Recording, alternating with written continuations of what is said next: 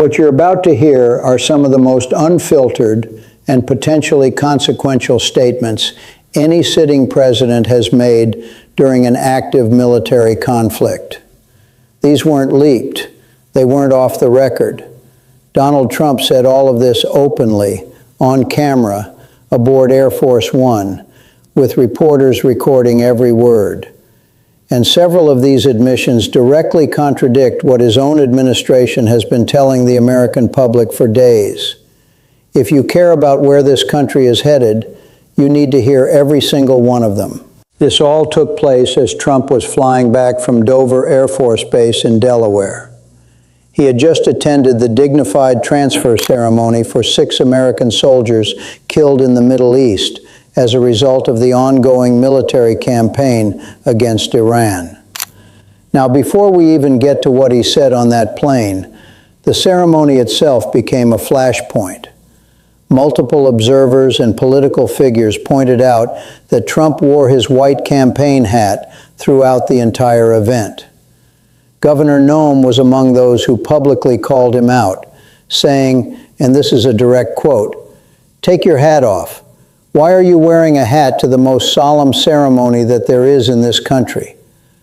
Whether you think that matters or not, it set the tone for everything that followed. Because what happened next on Air Force One was far more significant than any wardrobe choice. Hit subscribe right now if you want the truth without the corporate filter. We cover what they won't every single day. Turn on notifications so you never miss when we expose the next major story. Do it now. A reporter asked Trump directly whether the United States bombed a girls' elementary school in Manab, Iran, on the first day of the conflict, reportedly killing 175 people. Trump's response was immediate. He said, and this is a direct quote, "My opinion based on what I've seen, that was done by Iran." The reporter then turned to Defense Secretary Pete Hegseth, who was standing right there. Hegseth's answer was noticeably different. He said, "We're certainly still investigating." Then he quickly added, "But the only side that targets civilians is Iran." Now here's why this exchange matters so much. Instead of taking responsibility, the president flatly said Iran was to blame. But here's what's troubling. Multiple intelligence-led analyses and reporting from several major outlets suggest the strike on that school occurred amid a U.S. military operation, and the Pentagon has only said the incident is still under investigation. That means the public record is not clear on who hit that school. Yet the president is already pointing the finger, and the only party with confirmed ties to the broader campaign is the United States. Human rights and legal experts warn that if a strike on a clearly civilian site like a girls' school is later tied to U.S. forces, it could be treated as a potential war crime under international law. The disconnect between Trump flatly denying involvement and Hegseth saying the investigation is ongoing raises serious questions. Either the president is speaking without full information, or the administration is managing 2 different narratives at the same time. And neither scenario is reassuring when we're talking about the reported deaths of over 150 people, many of them reportedly children. But that wasn't even the most alarming part of this exchange. When asked what unconditional surrender actually means to him, Trump said, "It's where they cry uncle." That was his answer, cry uncle. He went on to say, or when there's nobody around to cry uncle, that could happen too, because we've wiped out their leadership numerous times already. Political analysts on both sides have pointed out how jarring this language is. This isn't a playground disagreement. This is a military campaign involving a nation of over 80 million people, a campaign that is actively destabilizing global energy markets and putting American service members in direct danger.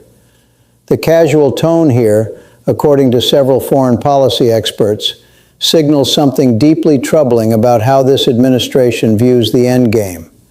If the goal is total capitulation with no diplomatic framework, Then what exactly is the exit strategy? And that question only got harder to answer with what came next. Iran has accused the United States of striking a desalination plant, civilian infrastructure that provides drinking water to millions. Human rights experts say that deliberately targeting such facilities could qualify as a war crime under international law. Yet when pressed on whether the U.S. was responsible, the president did not deny it or explain the strike. Instead, he pivoted to invoking October 7th and calling Iranians the most evil people ever on earth. He said, "If they're complaining about a desalination plant, we complain about the fact that they shouldn't be chopping babies' heads off."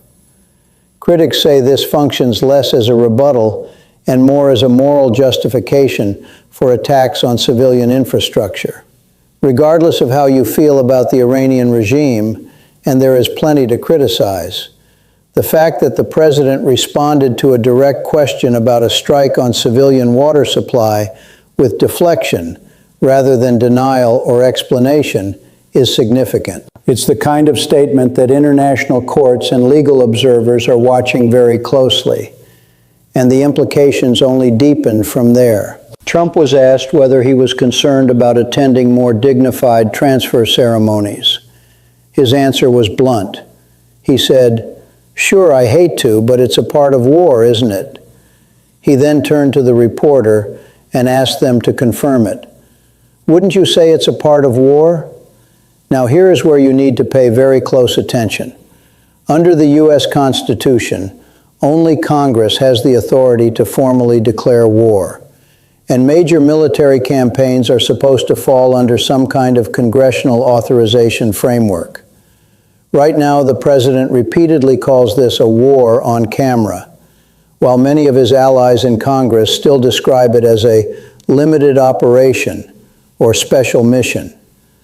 That contradiction has led legal scholars and watchdogs to argue that if this is, in practice, a full-scale war, but was never properly authorized by Congress, the administration may be operating in a constitutional gray zone. On Air Force One, Trump said war over and over. War, part of war, winning the war. But back in Washington, his supporters in the House and Senate are choosing very different language. And that gap between what the president says openly and what his political allies say publicly is one of the most legally significant aspects of this entire situation. When asked whether the map of Iran would look the same after the conflict, the president answered with just two words: probably not.